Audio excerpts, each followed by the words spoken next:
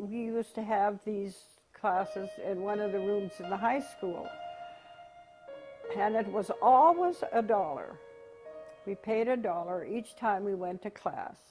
We always stopped at 3 o'clock, and we always had tea. I don't remember if we had tea when we went to the high school, but I think it was, we only went in the high school 1 year, and then she decided to give the classes in her own home down there at Willow Point. And so we all went down there, and so she had this little wood stove. I think that's the only heat they had, this little stove in the kitchen, and they used to gather bark off of the beach. They had this storage of bark, which they used to dry out, and they used to keep putting that in the stove, and she had an old-fashioned kettle, and she made tea, but it was always loose leaf tea. She scorned tea bags. That was no way to make tea. And she did it the proper English way, and she poured hot boiling water in the pot before she put the tea in. But that was, we always stopped for 15 or 20 minutes and had tea, and somebody would bring a cake or cookies or something to go along with our tea. And then we would all sit on apple boxes. Of course, in those days we had wooden crates, you know, and we'd bring our easel in, and we'd sit on these apple boxes, and we all had a little corner. And she would set up a project in one corner, like a still life, and we would do that.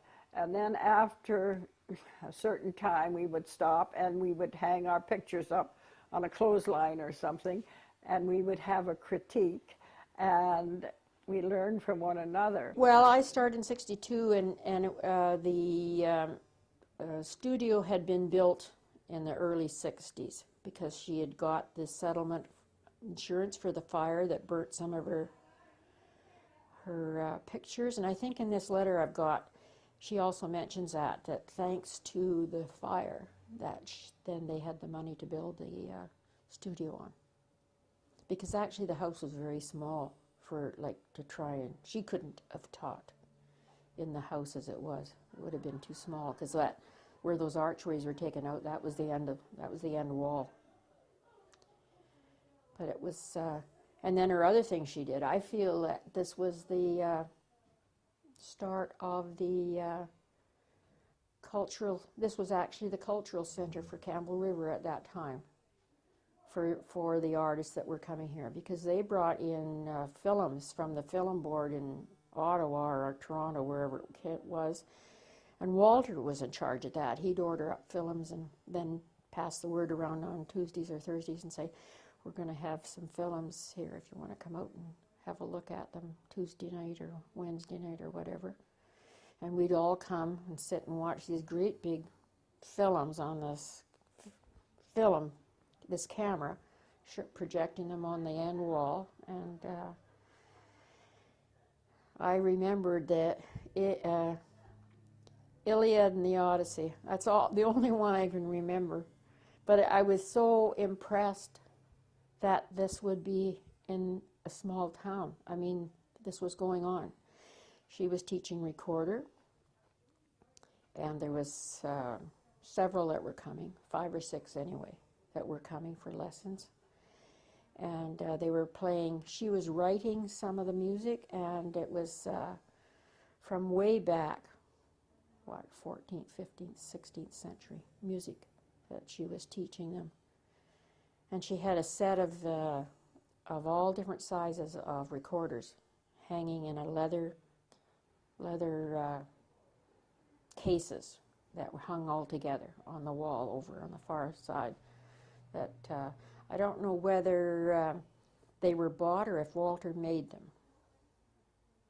I mean, it wouldn't have surprised me if he had made them. But her place was all art. When I basically first arrived there, we would have about anywhere from 9 to 11 students, which was quite a lot considering the space and the size of the studio. I basically, again, the class, all the students were very, very friendly, very supportive, and I soon got to know a few of them very, very well. And basically we also critiqued and helped each other out at the same time, and that was something that Sybil kind of invited. She liked the fact that we kind of asked for advice and basically shared our ideas. I always remember it being a very exciting, happy environment. There was a lot of passion. The students that were coming at that particular time were very keen on learning. And we were very lucky to after the initial, and I would say very laboriously long, 2 to 3 months of doing a still life during the winter months, we were able to come up with our own ideas. We would bring preliminary drawings of subjects that we preferred to do, and Sybil would then help us to basically reduce the drawing or think of the proper composition. Again, it was a kind of a give and take. She never, at that time, Sybil never dictated. She suggested. And I always thought that was the beauty of her teaching. In later years, when I went into art school in London, England, I did my BA in Fine Arts. It was a different method of teaching. It was the teacher's way. This is what you should do. This is the colors you should use. And we were very, very lucky to have a teacher who basically allowed us to express ourselves. At that same time, being aware of the laws of our technique or subject matter. Sybil had a wonderful way of making us aware of composition, color, pattern, light, movement, things, the necessary things, the necessary ingredients that we needed to produce a successful work of art. I remember how she started out. She just had, I think she had about 8 colors, and she said we could do anything we wanted with those 8 colors because she taught us how to mix them if we wanted, you know, different tones or hues. And she taught us how to mix the colors because we didn't need to buy all those other fancy colors, you know. And she taught us design, and she taught, but I think she let us experiment. We would have this group set up, and we all did it, and then we would critique one another, and by doing that, I think we learned an awful lot by just critiquing one another. And she was always encouraging. I don't think she ever criticized. I never heard her criticize one thing we ever did. I think she left it up to us to do. And I think by that we learned, you know. And from one week to the other, we would carry on with this certain thing. I look back on some of the things I did was terrible, but she always, if it suited you, that suited her.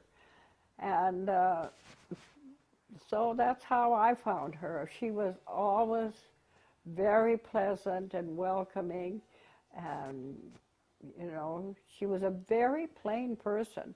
She was always dressed in jeans and a plaid shirt, and I never saw, she had gold hoop earrings, and that was all the jewelry she ever wore that I know of, and always dressed in jeans and very, very plain. For me, it was hanging out with her. Like I would come over here doing gardening jobs and landscape work and stuff, and so I'd always just pop in there and have a cup of tea at the right time. You know, if she was working, I'd come in the afternoon at lunchtime, and so it was hanging out with her that you got a sense of about art becoming so much more part of your life, you know, an integral part of your life. How you no matter what you're doing, you're thinking of it more in the terms of art. See, I'd never met anyone in my life before like a real artist, a professional artist. And to hear someone talk about art the way she did, it was like a mirror to me. You know, this is all what I've been looking for all my life. You know, someone who's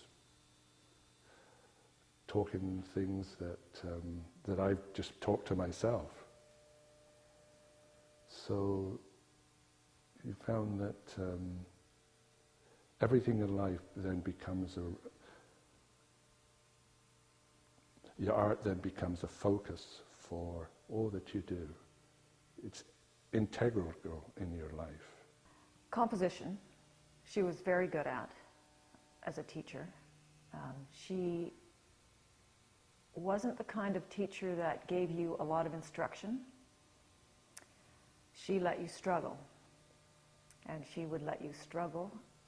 And when you thought you finally had it, she would come by and say something like, "Doesn't that bother you, Moshi?" "Well, it sure does now." You know, and she would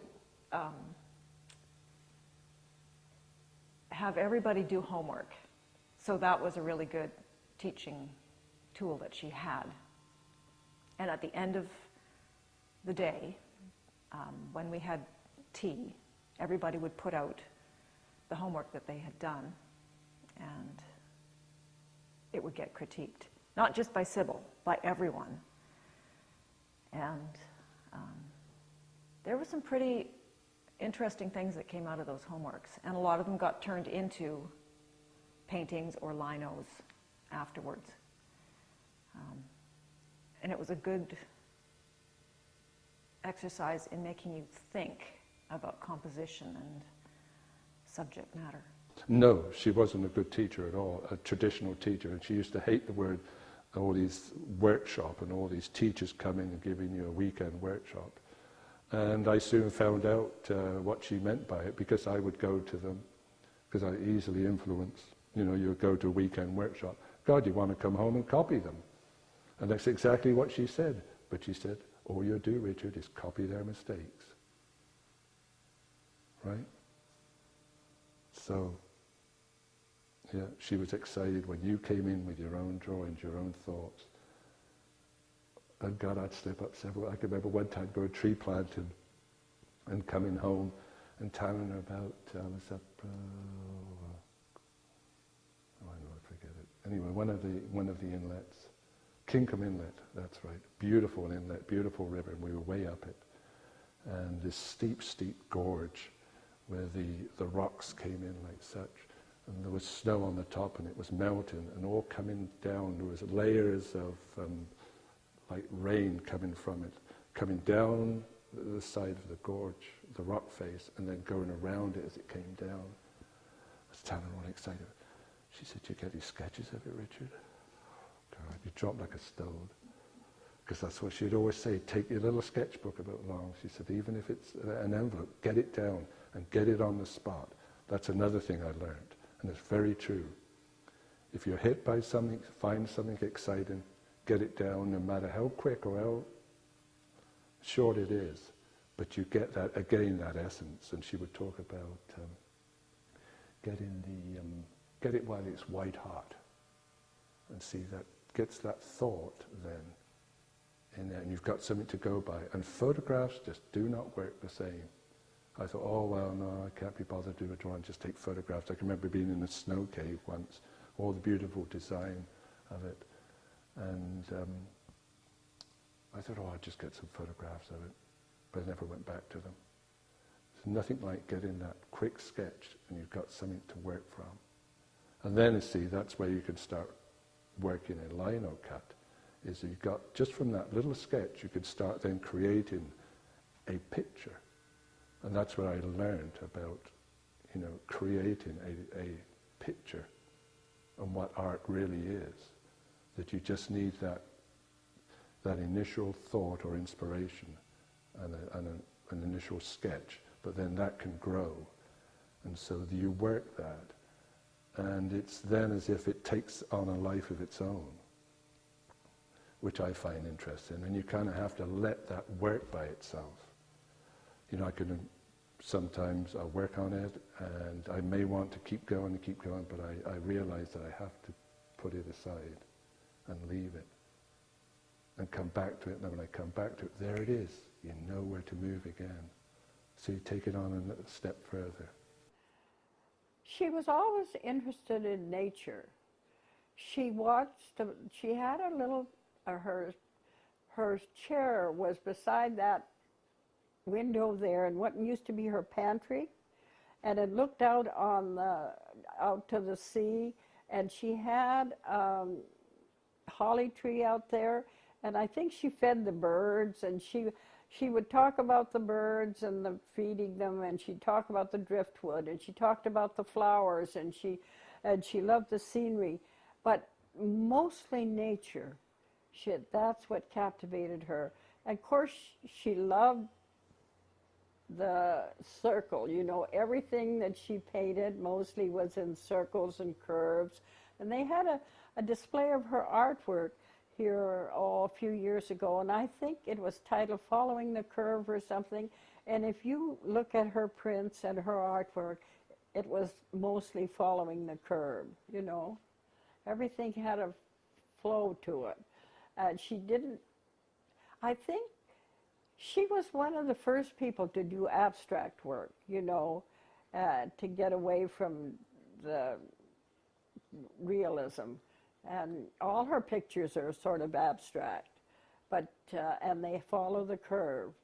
So whether it was the furrows on the field, or as you notice that one of Haig Brown's, the fences, how they curved around, and the clouds had a curve to them, and the motorcyclists, and they all followed the curve. Everything she did had a rhythm to it, you know, and I think that was the most outstanding thing about her work, is that she believed in those curves and the rhythm. Sybil found her inspiration from her locality on Vancouver Island, a challenge. I remember her particular telling me that how can you squeeze down so much monumentous scenery, the mountains and the cascades and the waters, they're endless, they go on and on and on. How can you squeeze these down and give them give justice to the subject matter?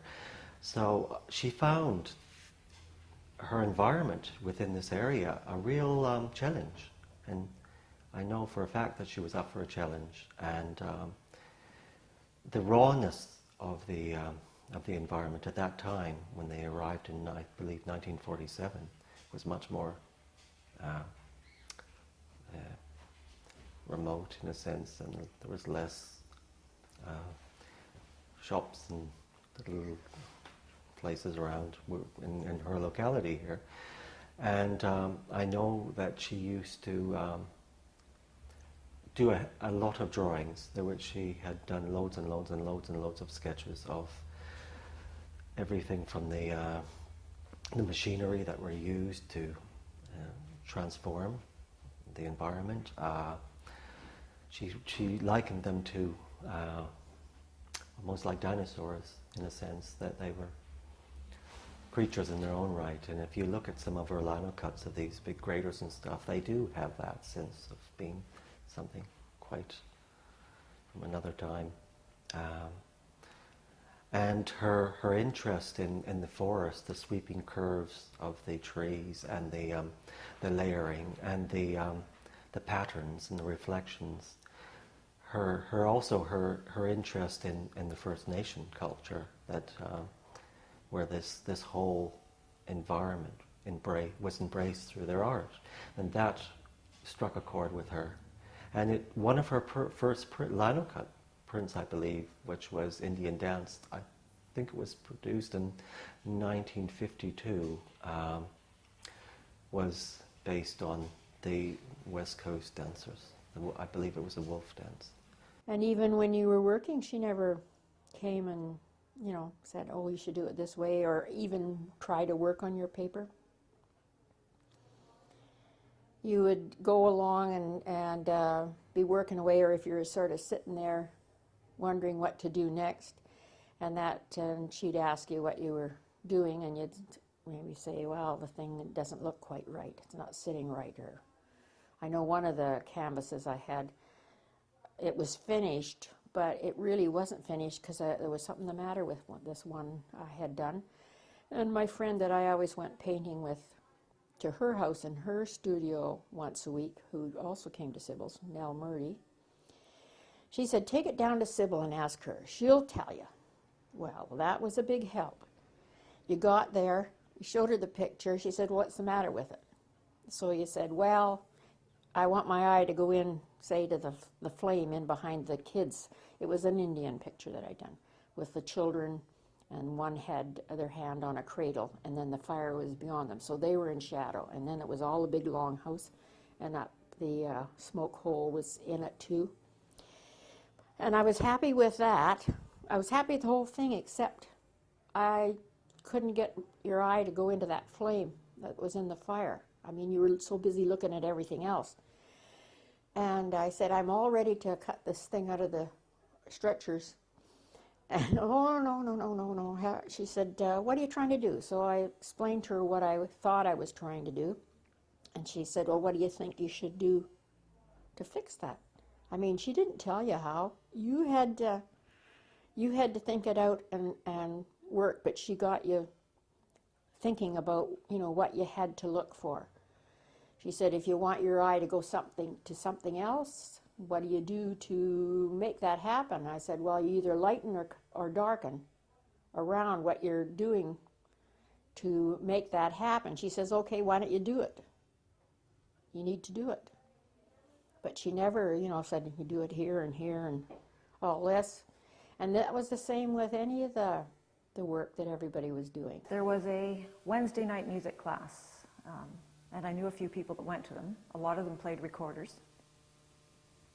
And Walter would have his trumpet. I never went to one. But, yeah, it was a cultural spot. And, most people never knew that she was there. And she didn't promote herself, and the Arts Council kind of wouldn't have anything to do with her because she didn't have anything to do with them. So if ever there was a field trip or a juried show that was out of town, we would all go together, and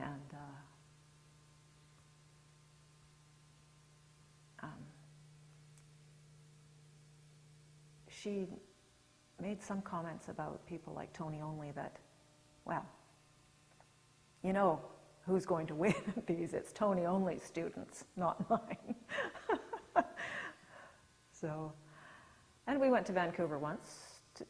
I think it was her first show in Vancouver. We all got on the bus, had Murchie's tea in the afternoon, came home. She was a very shy woman, and the Vancouver Sun reporter who wanted to do a piece on her, he talked to her for about 5 minutes, and then she said, okay, that's enough. No more about me. Very private, and, she didn't know, I don't think she really knew how to be that public person, and fame would never have suited her. I distinctly remember one day I dropped in to visit her. She gave me a cup of tea and she said, sit down, man. She said, sit down. Oh, yeah? So I sit down, she comes up and she says, I want to talk to you about the art world, she said. She said, Richard, there's a lot of artists out there. So you can see them in the galleries all over the world. And they do lovely pictures. You see lots of good art. But she said, how many of them have anything to say? And that haunts me to this day. And I thought at first, well, what does she mean by that? What do they have to say? Does that mean like political or something kind of religious? It was always on my mind, and it still is. I find it's almost like a mantra to kind of say to yourself, what do you have to say? And the more I look at that, And for myself, and I think what she was saying, it's more about what is then the emotions that's going on within you. You know, what is it that's behind how you see the world, how you feel about the world, how you feel about anything. What's behind that? So that was a huge lesson for me, I think.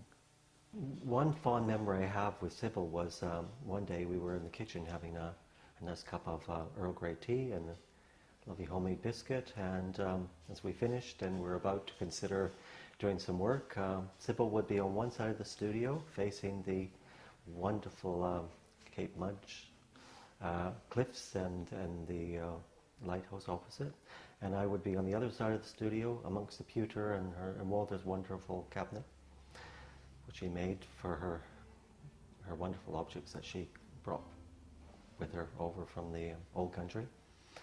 And as we stopped halfway between the studio and the kitchen, a beam of light came through and formed a pattern on the floor.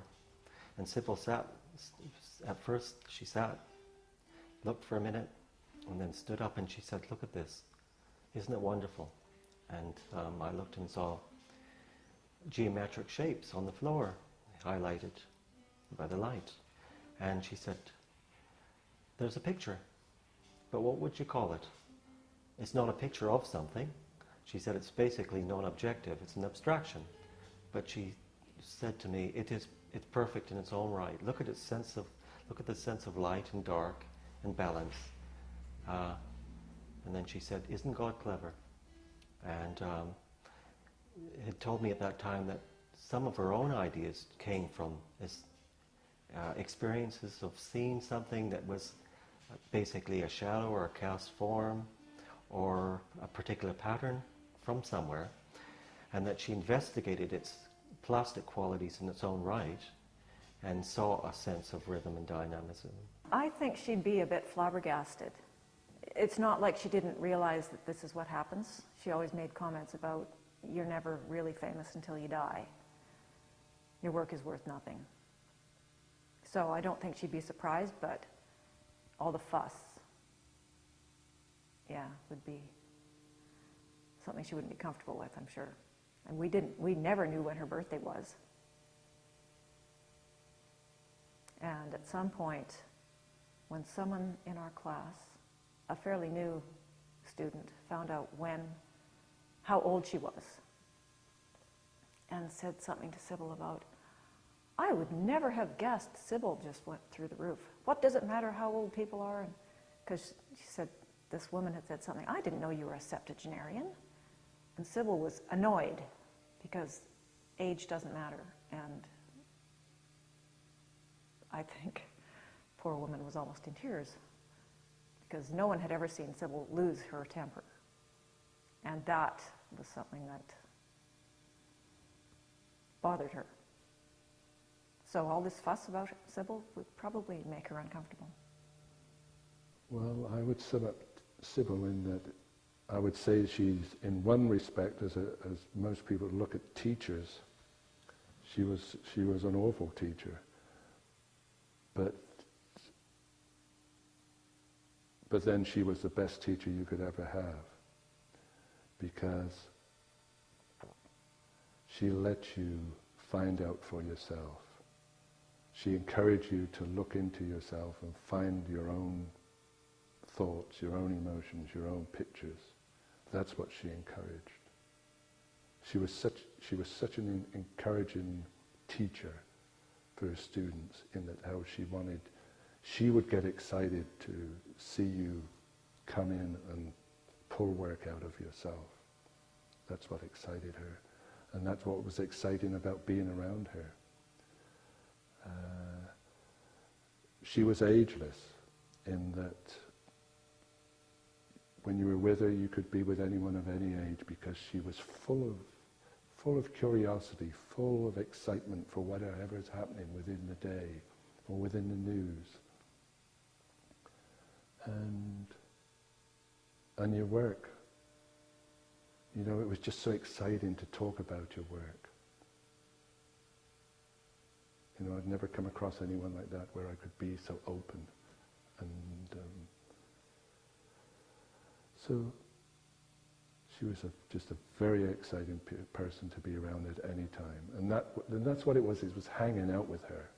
Not just as a teacher, but hanging out with her. And seeing how it was, art was her life's blood. And you realize that. But your life's blood is everything. It's every moment of the day. It's all your thoughts. It's your emotions. And that's what she wanted to see come out of you. So that's what made her exciting. And what made it very exciting to be with. She was a good teacher.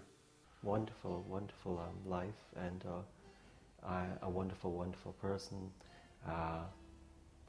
who loved life, loved what she was doing, and loved sharing what she had learned. A very modest, humble, giving person. I always felt that Sybil was more interested in the person she was talking to, who gave more of her interest in what they were doing than her herself, and that really touched me profoundly. I felt that she had a real sense of purpose and a real sense of her own worth. She valued what she was doing because she worked hard and she didn't take any shortcuts.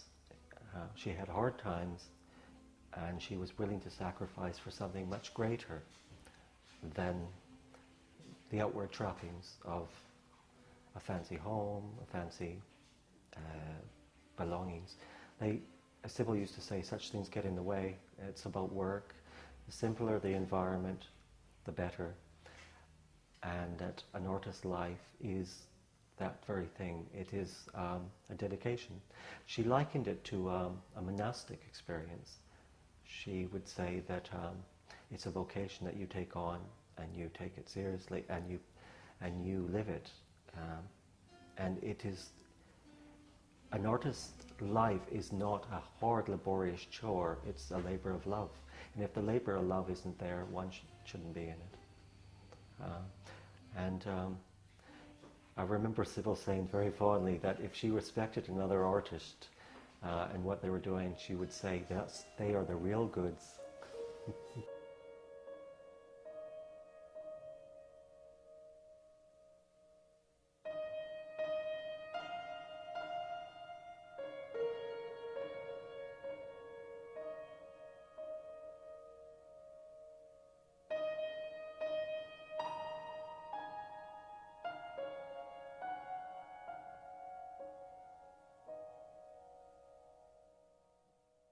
Well, when I was at home as a child at school, I used to sometimes, 1 or 2 times, go up into their local art school, and then we were drawing plaster casts and nasty things like that. So that wasn't very interesting. But after Coventry, I went, the war work changed, I went down to Bristol, also working on airplanes, and we had a bit more time. We didn't work quite such late hours as we did at Coventry. So I started John Hassel's correspondence class, and they were wonderful lessons. So I started working on that. So after the war, when the war was over and I was home again, I continued working on it. It was such a fine series of lessons. He was very basic on all things that mattered, and so I worked very hard on that. Then I was teaching during the day, ordinary school teaching in a private school, then working on my correspondence class early morning and late. I used to get up at 5 in the morning to do my life work from myself. It was jolly cold. Stripped down out of a nice warm bed. But that was a very useful thing, because when I went to London finally, to Heatherley's, I had done a lot of life work already, so I was able to go right ahead when I got in the classes there. So that was all good. It all came in. after I'd finished with the Grosvenor, and I left the Grosvenor, then I went into Boris Eroy, he was a Russian. He was running a private class, and I went into his private class. He was the man who really taught me to draw, really taught me what drawing meant. He was a wonderful teacher. So that was another one that was so one. I was very fortunate. I was very lucky to have people who gave one a new point of view and helped one along the way. And you met interesting ones in the classes. And we came up to Victoria and stopped at Victoria. We hadn't anybody to go to or anybody we knew or anything like that. So there we were on the dock with our big consignment case, and everybody else had got people embracing them and hugging them and all that, and went off. And the customs men were very kind and very nice to us, so we put the stuff in the customs, and then we came off to explore. We came up by the little train first up to Courtenay to see what the inside of the island, and we got the bus up to Campbell River. Campbell River didn't look very much like it does now, but then somebody on the man on the boat had said, "You must see the Okanagan. Whatever happens, you must see the Okanagan." So we went back by bus down island. So we saw, coming up on the train, going back, we went by the bus. We went over to Vancouver, and then we took the bus again up through the canyon to the Okanagan. That was August. It was hot and dry and burnt up. Oh dear, we thought that's not for us. We came from forest and the sea, so we headed back the forest and the sea, and so we landed here. There used to be a bar on the corner of the road, just up by the power pole, beyond the hall.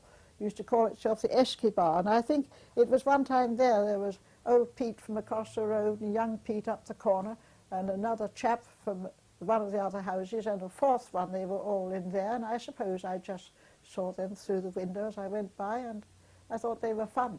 The different cotton caps and the different plaids, I thought they were so beautifully Canada, with all those plaid shirts and things. It made an exciting picture. And it's something that, done in the lino, you could bring out that more than paint. Paint hasn't got a clean enough line to it, like the lino has a clean line. You get the angle of the caps and the shapes, not merely their appearance. The line and the pattern and the movement. Myself, of course, because I was interested in the movement, the emotion and the dynamics and the action all the time. I wasn't interested so much in appearances. So that for me it was so wonderful, and it was for good for a lot of people in that way. If, for instance, when I draw horses, I don't draw the horse jumping, I draw the jump. I look for the action lines and I draw the jump, so that it gives a different approach. Your first block is a pale block. We'll say it's a treble block. The next block is the next shade down. And then we'll say the first one is a descant, the second one is a treble, the third block is deeper still, we'll say it's a tenor. And the fourth block, which is taking the darkest tone of all, is equivalent of the bass block. So it is very like a madrigal. They have to think of it in tones a little bit. They couldn't make a good block out of all dark tones or all the descant tones. They're very like having a good piece of music that's all squealing away in the upper register. So it's very musical in that way. And of course, if you get people who come and they want to make linos and they haven't any idea of tone or values or any idea of composition or any ideas of anything, it's very hard to, you need such a lot of knowledge. We used to go to Cumberland quite a bit, Chinatown. Chinatown was tremendous fun. It was so crazy, all these wonderful old cabins with chimneys coming out of the windows and all sorts of, doing everything they shouldn't do. But that's all swept away too now, so it becomes quite difficult to find something that hasn't been tidied up. It's pretty priced here. Pricey. It makes me smile. How much did they sell for in 1932? Oh, when I look back and I see £2 or 30 shillings, £1.10, or do you know what English money Yes. once used to be? Or £3. That's the most you got. £2, the most you got. £1, £1.10, £2.10, nothing. Well, it's a far cry more now, nothing. isn't it? Now in the States, so they go on up. And now they're getting into the sale rooms. These ones that are out, you see, there are no more to come. Then the only place to find them is in the sale rooms. And then they come up at a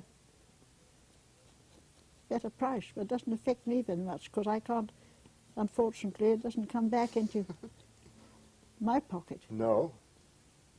Did you ever think that might happen a long time ago?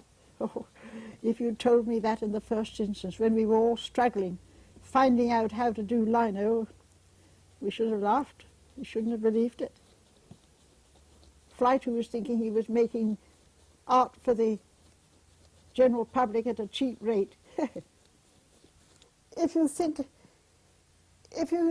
can think of these lino cut prints in comparison with most of the work that preceded them of all kinds, it was all so pictorial, so detailed, so pretty, so all so photographic. And of course, that's Flyte himself in the painting world had been breaking away all the time too onto the more modern way of looking things. And when it came onto the lino didn't allow, you can't be fussy, you can't be pretty, you can't play about on it. And so it brought about its own technique almost and its own different appearance to other prints. And so it did strike out a new line, really. And I think one always has to think of the difference between the lino and the work that preceded it. People have come into my studio sometimes. I had one woman one day and she gave a little squeal one moment. She looked at a print on the wall and said, "Why, he hasn't got a face." Well, I said, "What he wants a face for?" And she was sort of astonished. Where I said, if you can't express the emotion of your figure through the position the figure's sitting in, it's no good trying to just put it on his face like making a face. It's got to be through his whole anatomy. And she saw that too. But we had to run the gauntlet quite a bit because, you see, because we weren't pictorial and photographic any longer, people had to get used to us a little. And in comparison with the work one sees today, of course, it sounds silly because they've seen so many wild things that what we did then was so mild.